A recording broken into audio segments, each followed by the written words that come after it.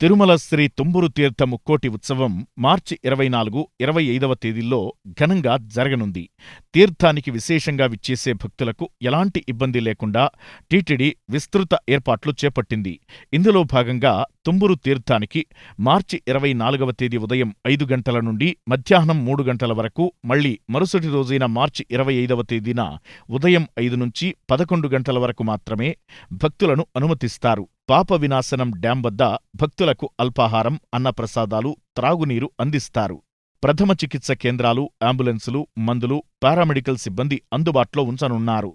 తీర్థానికి ఎక్కువ దూరం నడవాల్సి వస్తుంది కావున గుండె, శ్వాసకోశ సమస్యలు, స్థూలకాయం ఉన్నవారికి అనుమతి లేదు. భక్తులు వంట సామాగ్రి, కర్పూరం, అగ్గిపెట్టెలు తీసుకురాకూడదని టీటీడీ విజ్ఞప్తి చేస్తోంది. పోలీస్ శాఖ, అటవీ శాఖ, టీటీడీ విజిలెన్స్ విభాగం సమన్వయంతో పాప వినాశనం నుంచి తుంబురు తీర్థం వరకు అక్కడక్కడ భద్రతా సిబ్బందిని ఉంచి భక్తులకు ఎలాంటి ఇబ్బందులు లేకుండా పటిష్టమైన భద్రతా చర్యలు చేపట్టనున్నారు. ఫాల్గుణ మాసంలో ఉత్తర ఫల్గుణి నక్షత్రంతో కూడిన పౌర్ణమి నాడు తుంబురు తీర్థ ముక్కోటి నిర్వహించడం ఆనవాయితీ. ఈ పర్వదినాన తీర్థస్నానమాచరించి దానధర్మాలు చేసి స్వామివారిని భక్తులు దర్శించుకుంటారు.